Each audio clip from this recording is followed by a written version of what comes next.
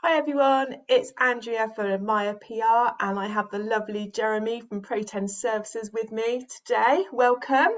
Thank you. Good morning. Um, Start off, as everybody always does, by explaining who they are, what their background is, and how you came to work with Proten Services. Yeah, so I'm Jeremy Johnson. I'm a qualified surveyor, CSRT and CSSW. And basically, I came to work for Proten because I used to work for one of the big national corporates. Got a little bit, I just didn't enjoy it, to be honest with you. It got to the point where corporate is all about, sell anything you can to anyone you can, even if they don't need it. And I really started to lose my perspective with things. Mm. And then luckily, a friend of mine had already joined Proten a couple of years previously to me joining, and he rang me out of the blue. We had a conversation, and there was an opportunity. So yeah, I've done that. It was about 3 years ago now that I joined Proten, and I haven't really looked back. I still stay in touch with the people I want to stay in touch with. Obviously, you do meet good friends in this industry, and yeah, this is how I wound up working for Proten. Brilliant. And I know from talking to you before that you have an interest in kind of all sides of the business. Like I know that you've got quite a penchant for the marketing side of things, and you yeah, it's quite a passion, isn't it, to look at all the sides of the business. It is. I think one of the things that COVID taught everyone in the business world was about the term that got used a lot was as a business, are you pivoting? Can you pivot? And I always felt that I always did, because it's never enough just to know about the small part that you do in an organization. You need to have more knowledge about what's going on around you, so you can hopefully assist the business and understand where it's Mm. going as well. So yeah, I'm cursed with my background. Really is, I've had area management roles since my early 20s. So I got involved in kind of running businesses a lot more than just the surveying side. To be honest with you, coming into the surveying side for me was about, hey, it's an easy life. I'm going to enjoy putting my feet up and not working as hard. And that's true, but also it's boring. And so quite soon I was going, hey, I can help with this, and hey, let me help with that. And yeah, so there were a few things that I started to get involved in. So yes, marketing, social media, um, reorganization of administration tasks, introducing computer systems into a business that hasn't seen a computer system since 1972. It's a lot of things that I get involved in. Yeah, that's fun though, isn't it? It is like you say, it's keeps everything lively. Now, I know one of your projects that you really have loved is the fact that the company has like three parts. So Yeah. you're one of three kind of parts, and you've worked with sort of the head office to work on the branding and trying to bring all those together. So what's your experience of doing that, and what have you found as a result? Yeah, sure. So the first thing was that marketing isn't necessarily a dirty word in our company, but nobody really understands the benefit of marketing. So that was quite good. There are some good forward-thinking people within the business, but a minority. So it was a question of, well, look, what have we got? I've got some logos. I'll try and throw them up. If this works, great. But we've got the Proten Services logo, and that was the logo when I joined the company. Yeah. And somewhere in the region of about a year or so ago, we were taken over by another company that's owned by the same person who owns Proten, called Preservation Treatments Limited. Now, Mm. their branding was not on point. So what we did, we arranged to have Preservation Treatments Limited rebranded along the same way. So that way the two brands are aligned, Yeah. and they're recognizable. And then the icing on the cake, I suppose, really came was when we acquired a company called George Newman, and George Newman then fell into bed with the other two brands, and it worked really, really well. So when you've got the brands side by side, it gives us, we're still able to operate independently. We Mm. don't lose the momentum of the brands which have been built up. I mean, you've got Proten, which is, I think, is around about 2010, 2011, Preservation Treatments since 1972. You've got George Newman, that's been around since the 80s. All of these brands are known locally, so we'd be stupid to just shut the door on all the brands and just say, let's Mm. do ourselves one thing. Yeah. So this is why we end up with the branding that we did there. Now, the other good thing that we were able to do, we didn't have this before, was obviously you've got the two main brands, but this year is our 50th year anniversary. So we were Mm, able to incorporate the 50th year anniversary into the logo as well. And we did that with the Proten business because we are closely aligned with mm, preservation treatment. So we felt we were able to do that. So yeah, so it's been an interesting journey just to get all the things in a row. But what's really good now is that our social media presence, our websites, all of our printed documentation, everything has brand alignment. And now we're starting to see multi-brand leaflets and multi-brand communications. So we don't make a secret of the fact that we're the same company. In essence, yeah. we're owned by the same people. But what it does do, it gives us a position of strength in different areas in the country whilst Mm. branding and aligning at the same time. So yeah, it's been a fun project. Yeah. And do you know what I really like? And I think this is quite important because people come to me and often say, "Oh, we're thinking of rebranding and we might change our name."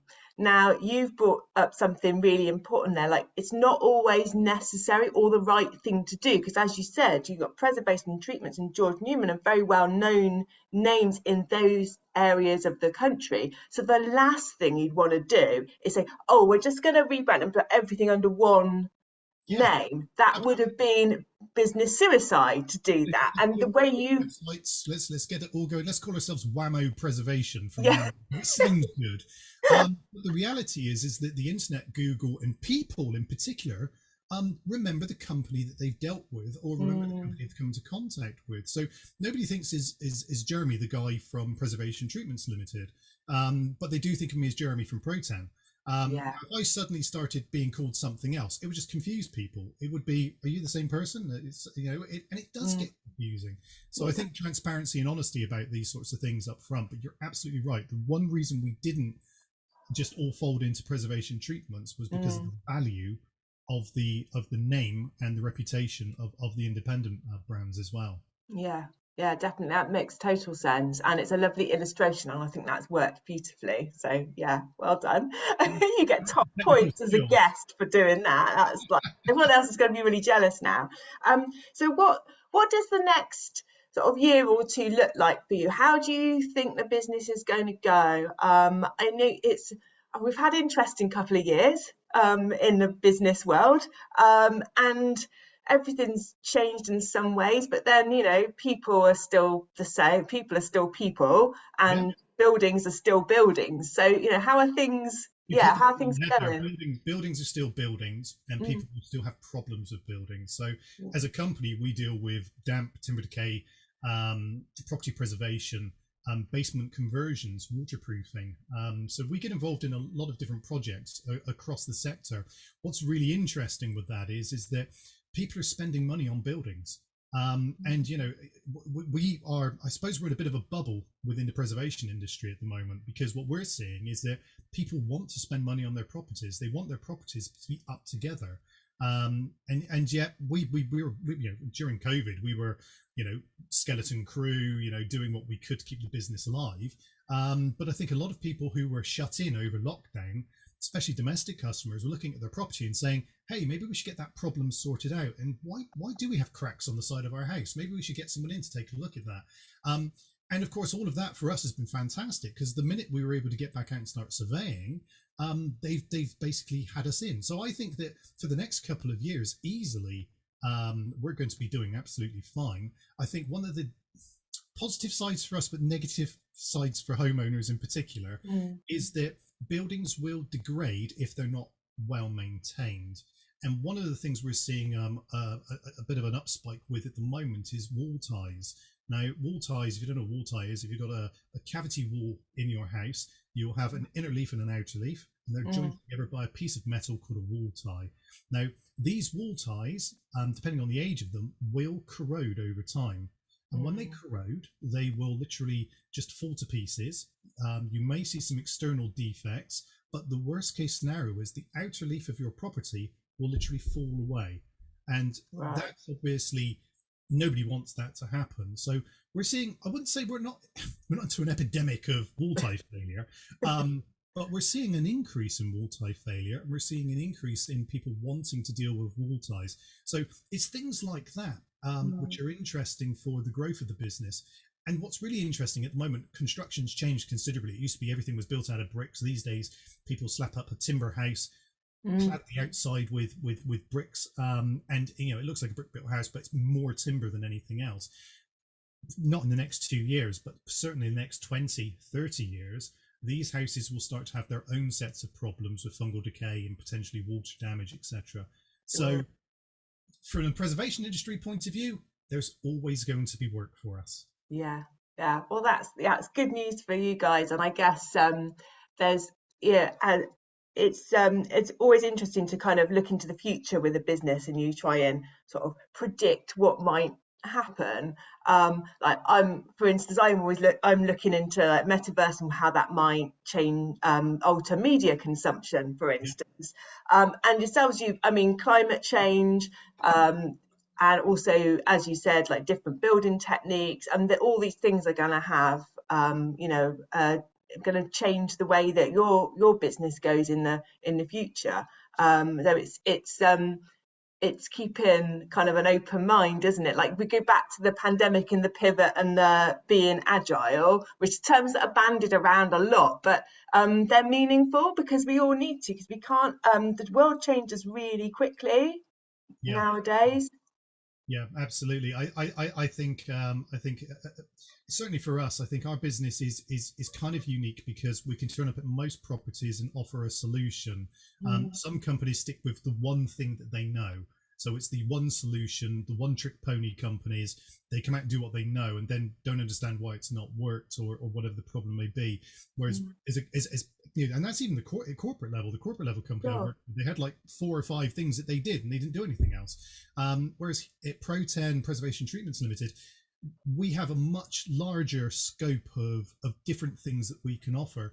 I'll give you an example. So if you have a mold problem in your property, which may be being caused by condensation, Mm, high end of a condensation solution, you could be looking at a unit called a positive input ventilation unit. It is an expensive unit, but it will eradicate your condensation. We're talking thousands of pounds worth of work. And mm, then on the other hand, I could sell you a tin of anti-condensation paint for like £50 or something. So we don't just subscribe to that's the best option every single time. We subscribe to we've got some options here. We think you should try this paint before you do anything else because this will probably mm, sort the problem out.